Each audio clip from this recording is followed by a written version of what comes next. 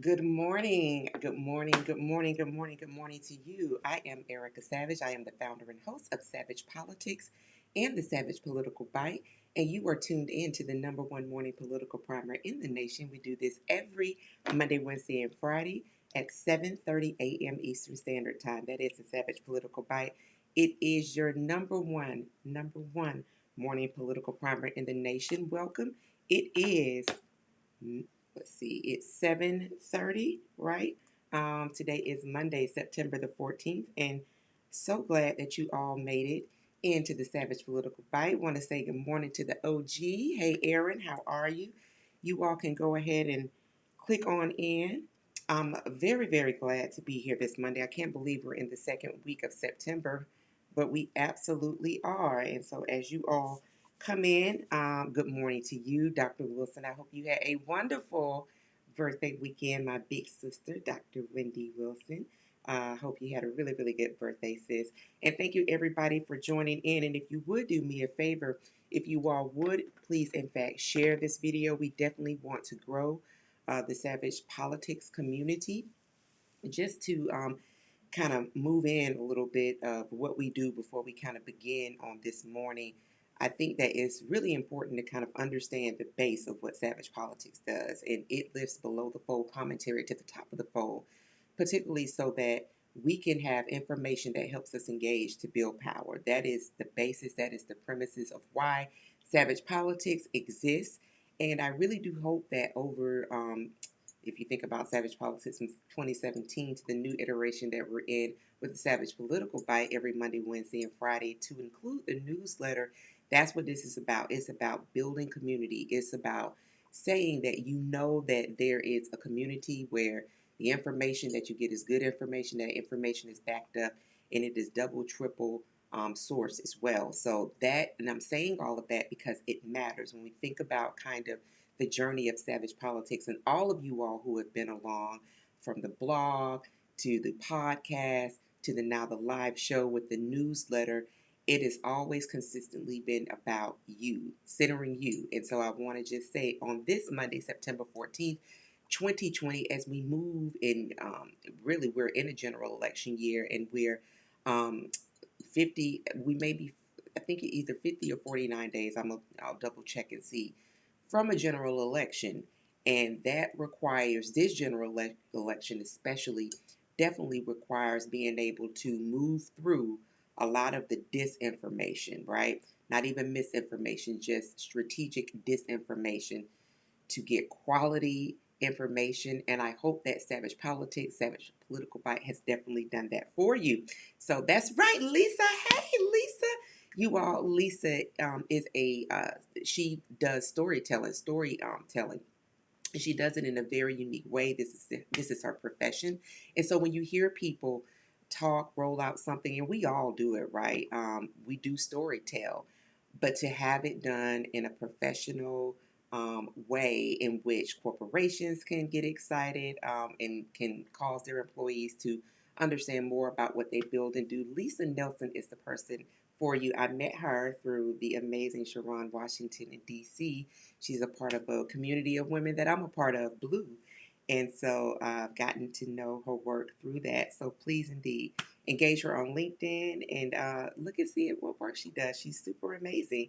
We're 50 days out. Thank you so much, Erin. I appreciate you very much. So great. We're 14 days out. And I just want to take a moment right now and say good morning to some other people. If I can get to the comments real quick without hearing myself talk too. Let's see who else has joined. Good morning, Chief McBride. Always great to see the McBrides. Good morning, Fernita. Always great to see you. Good morning, Mr. Thomas. Great to see you. Good morning, Joyce, my sister. Joyce Elamine. Good to see you, my sister. Good morning, Aunt Carla. Always great to see you, love. That's my Aunt Carla. She is like a dressing phenom. Good morning, State Representative Barlow. Always a great pleasure to have you join us. Good morning, Councilman Morgan. Always great to see you. Are you in D.C.? If you're in D.C., brother, you got to let me know. Let me know. And always good morning to my mom and dad. Y'all listen, I love my mom and dad. They're such great people. Yesterday was Grandparents' Day. We had a grand old time. on Zoom. So happy Grandparents Day to my parents. Again, good morning, Felicia Nicole, our favorite author. Y'all, she is burning it up out there. So great to see you. Good morning. What's up, Tiara? Always good to see you, my love. And please send me a DM when you get a chance, Tiara. Good morning, my cousin Michelle. Always good to see you. Hello, Moet. Blessings to you and blessings to you, my brother Jason. Always good to see you. So, um, we have to move through disinformation, Lisa, absolutely. And so I share that with you because also one of the things that I've said to all of us through this is that the equation that you get on the Savage Political Bite newsletter that's right up under um, your political sharpening your political acumen on the newsletter. Right below that is the formula. I absolutely believe in that formula because I've seen that formula work. Information plus engagement equals power. And I say that because all of the information I've brought to you here on Savage Political Bite has a very, very much so people centered, always delivery. And in that, it is because if we actually engage the information that we're being provided, we actually can, sometimes not in the short term, but in the long term, make real, meaningful, long lasting change. And sometimes that change has to be held up by every generation. That's one of the reasons in one of the editorials last couple of weeks ago on the Savage Political Bite, I said that it's up to us. Gen X, Xennials, Millennials, Gen Z, is literally up to us. So we have got to be the ones to keep this ball moving. And so, in the spirit of really ensuring that we do as much as we can to push forward democracy to help salvage the remaining semblance of democracy that we do have, one of the things that we have right now that we won't have for another 10 years is the decennial census. And this current regime has made it so that the census will end 30 plus days early. Now, we are in a public health crisis, as we all well know, an economic crisis, a health crisis, but that is a public health crisis. So, in the public health crisis, economic, we're also in housing. We're also in food insecurity. We have a lot of crises going on at one time. Of course, the racial violence has definitely seen a serious uptick. So when we're thinking about all of these different crises that we're moving through, seeing the Constitution literally um, be used as a doormat, all of these crises that we're going through right now, with the census being cut short, we're now at 16 days until the census will have to be rolled up. I just want to kind of give you all a little bit on what do you have to lose, right? This is when we think about what's on the ballot, but the question that was asked, what do you have to lose? So when I pulled this from the Oversight Committee. That's one of the Twitter accounts I follow. It's the Oversight Committee through the Democrats. And so they did kind of this 12-page Twitter thread around the states that definitely their numbers are not in the 90% percentile of the completion rate of the census. There are a number of states that are at the 90%, 95% centile of completion. I remember and this will be in your Savage Political Bite. So if you've not subscribed yet, go to ericasavagepolitics.com.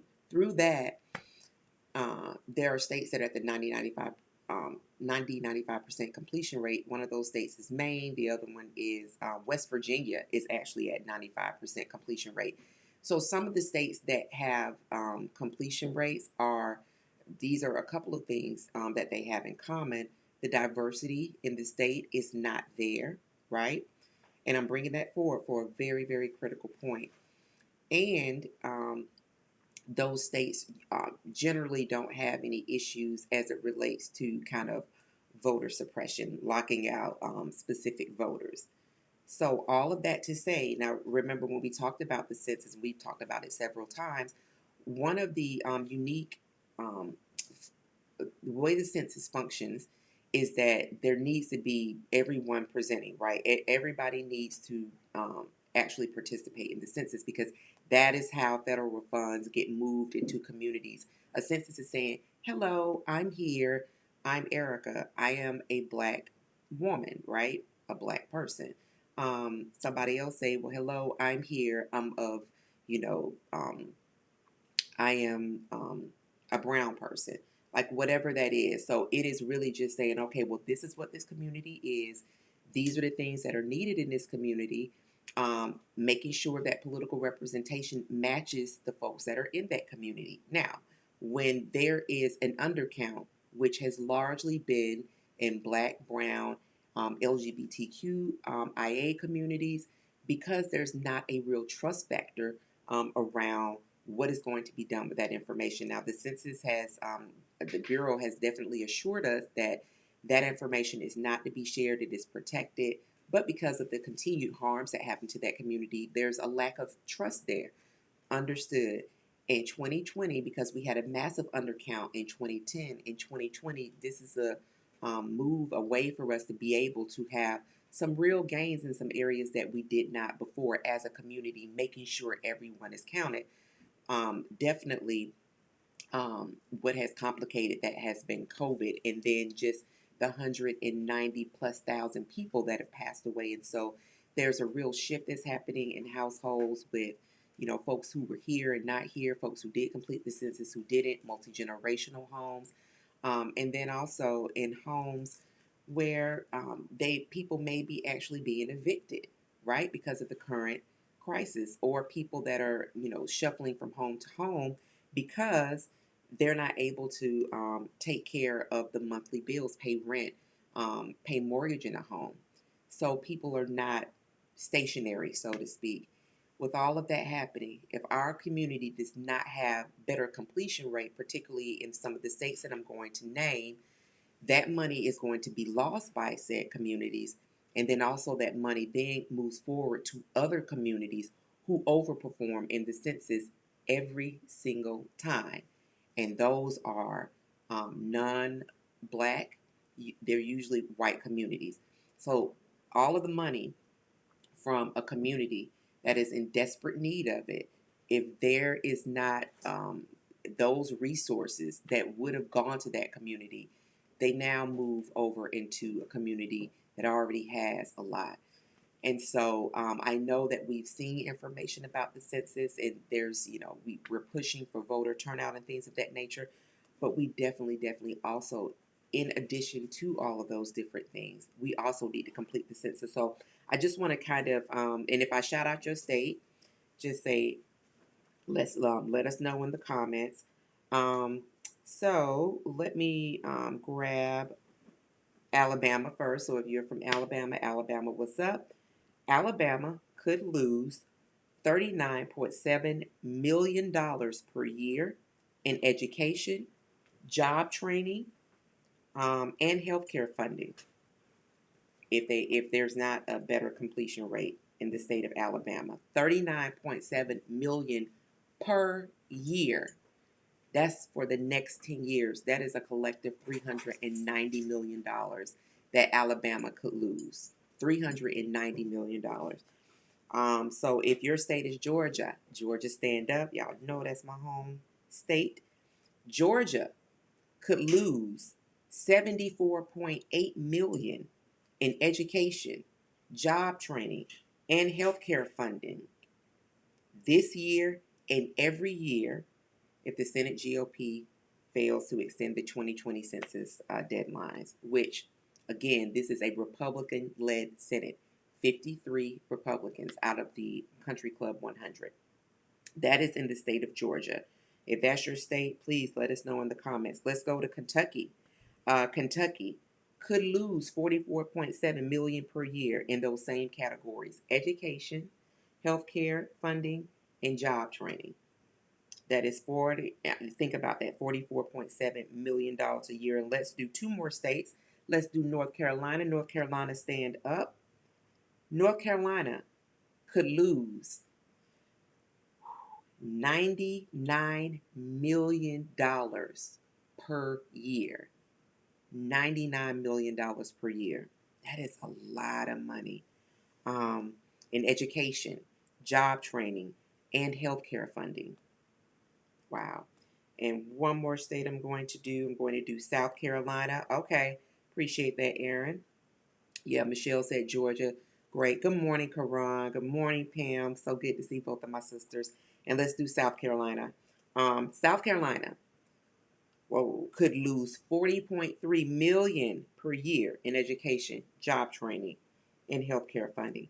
That's a lot of money. And some of the other states that are showcased, we got Texas in here, and along with this actual snapshot of what each state can lose, there's actually a 12-page report that accompanies that. So, if you are a member of the Bike Gang, guess what? You are really, really in for a treat because you're going to definitely get hooked up with that. But all of that really to move forward and say that the census is definitely something that we need to make sure that we are including in conversations that people did complete. I looked at the online site, it is still up for people that want to complete online.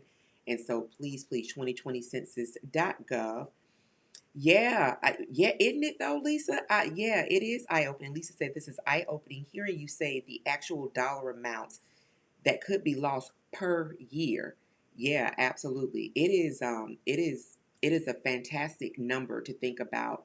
$99 million a year in the state of North Carolina.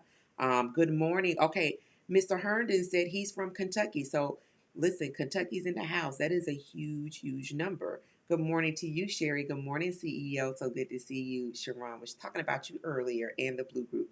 Um, so it is, those are huge numbers, but there's something that we can do to actually impact those numbers. So if you're saying, hey, I completed my census, love that, that's perfect.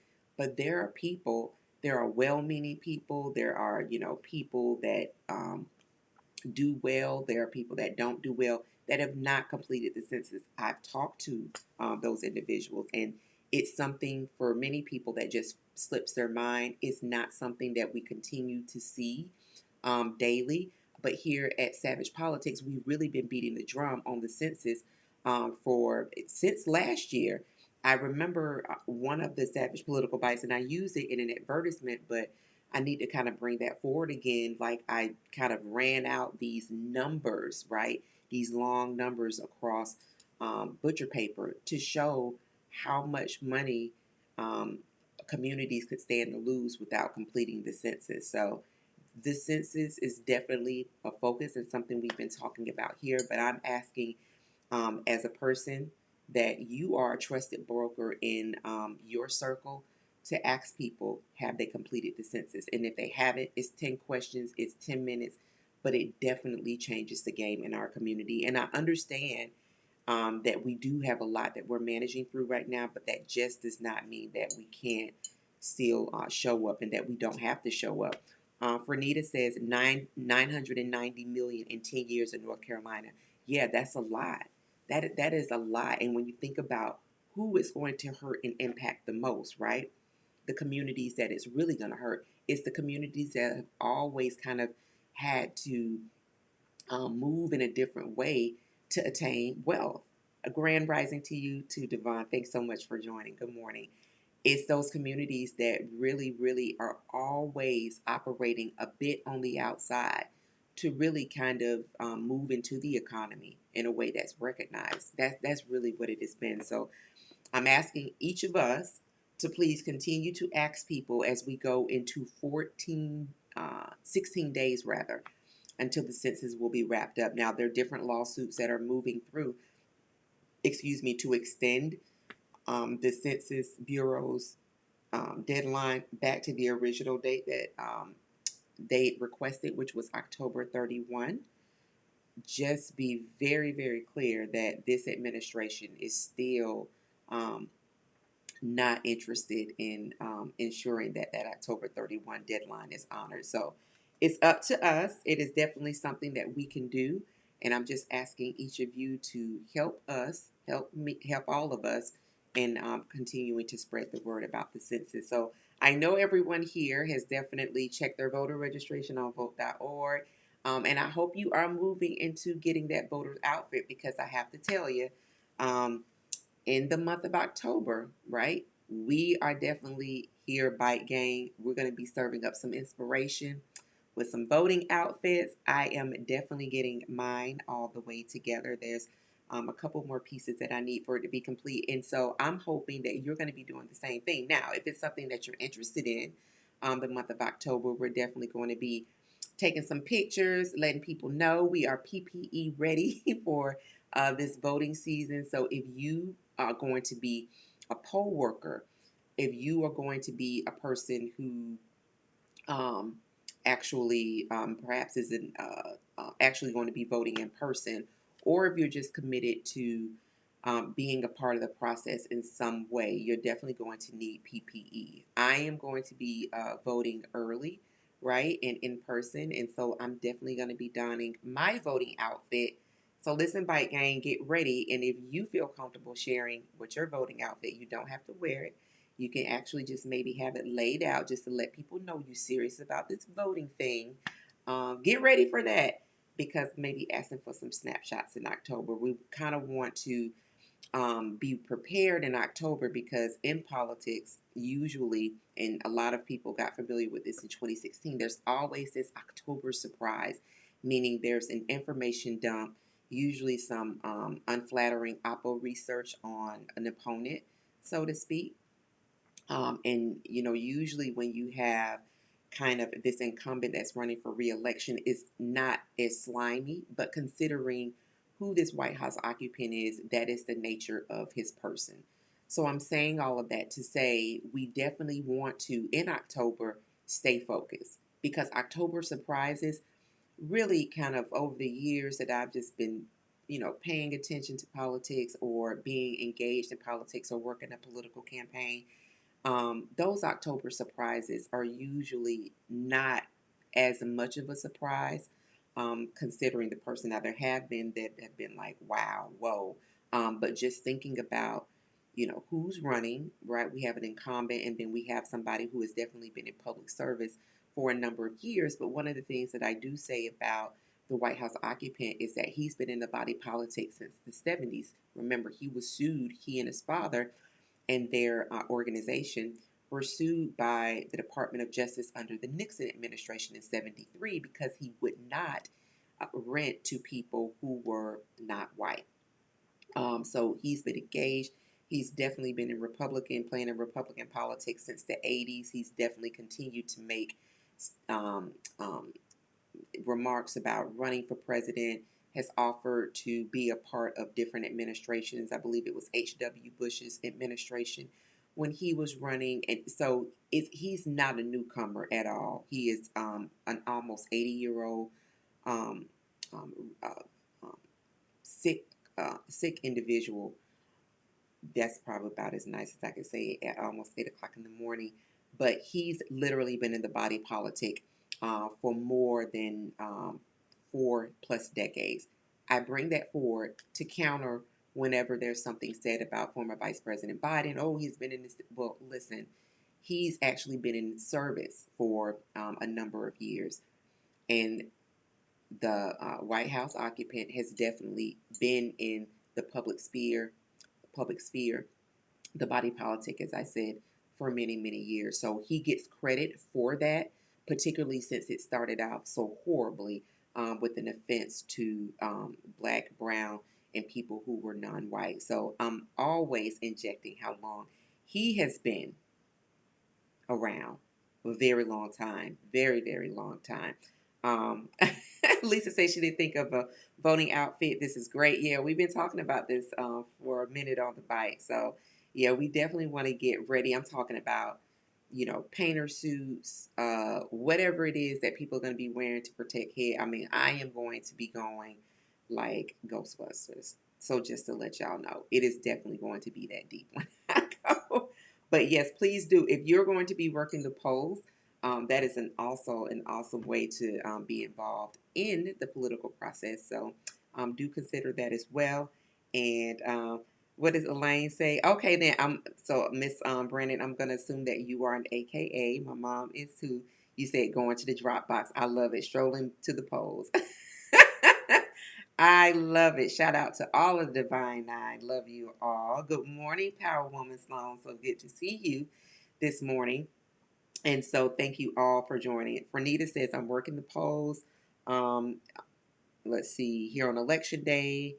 Okay. I love it. They can't say anything because our city's election team leaders usually do wear their blue, their vote blue. Okay, good deal, good deal. But yes, please, in fact, if you're able to be a poll worker that day, do that. Now, there are groups that I've been reading and reading and reading. There was some, I remember in 2016, some voter intimidation people who do support the White House occupant. I can clearly remember that they showed up in neighborhoods that were predominantly black. And so I remember there was this one person that didn't want to go to the polls because they saw a white man kind of standing in their polling area, was a little bit uneasy. And I was like, listen, you're going to cast your vote, and I'm going to walk right beside you. I was like, he is a mortal being. I wish he would, but that's just kind of in me, right? Um, Voter intimidation is going to be very heavy. So we're already seeing the open voter suppression and the different enablers, the postmaster general, who is not qualified to run that position, out of North Carolina, who is a multimillionaire, who has been a huge donor of the Republican Party and of this White House occupant, who is completely mediocre, and who has torn out over 700 mailboxes and openly said in Congress that he's not going to put back postal service boxes that were mostly in black and brown neighborhoods. We've seen him as a collaborator, as a conspirator to suppress and steal this election. We've also seen a William Barr who will do nothing other than further this agenda of this particular regime. So nothing to say of ensuring that elections will go forward in a fair and free way. That language is out. That is completely out under this Department of Justice that is loyal under William Barr, that is loyal to this particular regime. When we're looking at the voter suppression, when we're looking at the disinformation, when we're seeing precincts that are collapsing, we had that happen just in a primary race in Kentucky where there were over, I believe it was 100 plus precincts that were closed in time for that primary with Mr. Brown. I believe that's his name, was a black man that was running against um, Amy McGrath over in Kentucky. Excuse me. And we saw a whole bunch of polls closed. So people were forced to, rather, particularly in black neighborhoods in Kentucky, were forced to go to only a few of those different polls that were available for people, which lets you know, I mean, they're targeting black communities. And so if our vote were not such a promise, and I believe that our vote, the power that we have, is a promise. If our power were not such a promise, there would not be such a strong army of people who don't mean anyone except for themselves well in their own lining of their pockets, who've literally sold their souls, and they'll pay the price for that. But I'm saying that in addition to those types of individuals, we now have the individuals who are have been silly enough to be imprinted by that. And I say that because when anybody carries the water of somebody else's hate, um, or they're actually sharing or drinking from a cup, drinking from a vat, rather, of hate, then they actually share in their reward. And I would really hate to see what that would be. And I actually do mean that. So those particular individuals have been imprinted, and so they are going to be out at the polls, believing that they are an extension of this regime, of this ensuring that things go in a way that is well. They understand that their presence is intimidating. So I said all of that to say that we are not going to allow anybody to take our promise. This vote is our promise. It is the same right that anybody who is not black has, right?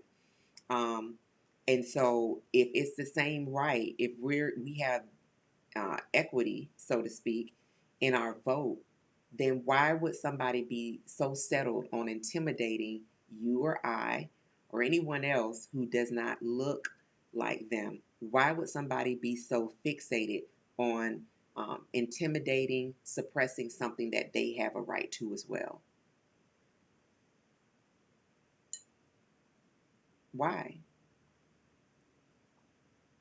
We all have that same right. If they have that right and we have that right, why is there an intention in suppressing that of someone who is black, particularly, right? And I'm saying that because since 1619, right? Since 1619, that's why I'm saying that. You are, our vote is our promise. And I believe that if we really, really, really do all that we can, and I'm being honest with you all, I'm doing this broadcast from 2017 up until this 50-day mark that we're all here virtually together now. This is, I'm doing all that I can. We're doing all that we can to really move the needle forward towards democracy. But we do have agitators, we do have people that don't mean anyone well. We do have people that will be paying a heavy price for that. But in this present, in this moment, it's us. And so we have got to be each other's anchor. We've got to be each other's protection. And we have got to be that seal that says that there will be other elections that will happen in these United States of America. That is what that is our charge. And it all starts with us talking. It all um, continues on with us saying, making sure that we're registered for, our neighbors are registered to vote, that we work the polls, that we've been talking about, have our voting outfit together, and that we're showing up in places, particularly with the voter intimidation piece, so that people can know, no, no, no, no, you won't do that to my brother, to my sister. You won't do that, right? Holding the line. That's right, Lisa. That's right. That's right. So listen, this is this is our promise. This is our promise. And I've said it, and I'm standing on that. Second Kings 6 chapter 15 through 17. There might be an army around, but listen, we actually will win because the army that we have is one that nobody can fight. Listen, we will win, but we've definitely, definitely, definitely got to dig in deep, understand what the opposition is, and that they are just that. They are opposition, and move in and do what we need to do. I'm not allowing anybody to intimidate anybody at any poll that I will be at because I am going to be doing some work on November the 3rd. I'm not allowing any of my folks to be intimidated. Not happening. That's not the spirit I was born with, not happening. This in and of itself, this is a rallying call. This is saying that nope, nope, could just, go to work. You all well know I'm a director at a political consulting and data management firm. That is my 9 to 5. So I have my 9 to 5. However, it's very important to also have a platform to be able to springboard really essential below the fold commentary and really to build community in a way that we all are even more effective when we go out into the world with information, right? With good information and knowing that we have great intentions to impact our promise because our right to vote is our promise. That's right. We are absolutely covered. Andrette says, I'm convinced this is the quickest way to get rid of them respectfully.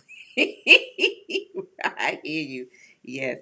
Michelle. Yeah, I dare them to bullet. Come on, cuz. Come on. That's that blood we have running. That's right. How dare. Listen, not happening. No, no, no, no, no. So listen, great people. We have work to do. Y'all, we are at the 50-day mark. We're at the 50-day mark until November the 3rd. Nobody can take anything from us that was given, that we are actually due. So, yeah, we're not going to do that. Nobody's ice is colder. Nobody's ice is colder, right? We will win. We will win. All right, good people. Well, listen, I so appreciate this conversation that we had this morning. Shout out to everybody in the Savage political bite community, the Savage politics community, the bite gang. You all are strong. I have no doubt that when you message to other people that you're definitely going to have a good impact. I hope you all have a fantastic, fantastic day. And you know that we always kind of round out our Savage Political Bites with two things. So, and I just want you to know these are two things that I practice, right? So, I'm not sharing with you anything that I don't practice myself. So, first and foremost, you want to make sure that the first person that you hear in the morning, that you hear, the first voice you hear is your voice, and that you are speaking powerfully over yourself. Speak well, speak powerfully. You know, usually when I wake up in the morning, I kind of give myself a moment to adjust. I just, I fall into the I ams. Whatever it is, whatever moves you, whatever brings you that sense of, I can do this today, I can do this today, whatever that whisper is, you say that to you because you are the most important person of the day. If you don't solidify yourself, if you don't cover, if you don't empower yourself in the morning, we actually give ourselves to the woes of what happens. And even if we're in our own homes, right, we give ourselves to the television, messaging, radio, all of these different things, right? But you make sure that you actually affirm yourself, right, in the morning. So make sure you speak powerfully over yourself in the morning. And also, make sure that you do those 10 purposeful breaths. Oh my, it wakes me up every morning. It's so powerful. I love it. So please do your 10 purposeful breaths. Deep breath work in and out in the morning and before you retire at night. It makes such a huge difference. Stretch, right? Go outside, get you some fresh air. Please make sure that if the sun is out in the DMV, it's pretty out. It's a little cloudy, but it's pretty out. But do make sure you do go out and get you some sunshine. Take care of you. That's right. Speak life over yourself. Good morning, Nicole. Tell the boys I said hello. Nicole's one of my favorite super moms. She has 4 boys, and she does it fabulously. Albany State graduate, congratulations, sis, and good morning to you. But please do those things. They absolutely do invigorate, encourage, and it really just gives you a good preparation as you get your morning started. Okay, good people. So last thing is please share this video. I would be so appreciative if you do share out this video. We got 50 days. I want to say good morning and thank you to everybody that's watching by replay. If you're going to be watching by replay or if you're watching by YouTube or just through Facebook Live. Thank you so much and welcome. So great to have you. Again, ericasavagepolitics.com to get in the Bite Gang and get that newsletter every Monday, Wednesday, and Friday in the 9 a.m. hour after the live broadcast. All right, good people, listen, y'all know I absolutely love you. There's nothing you can do about it. I love you. I honor, respect, and I thank you so much for giving me just a moment of your time today. I do hope that you do have a fantastic day today. And I will see you right back here, right back here on Wednesday at 7:30 a.m. Eastern Standard Time for the #1 morning political primer in the nation. That is the Savage Political Bite. Please share and invite others. Hopefully, we'll keep this community growing. Appreciate each and every one of you all.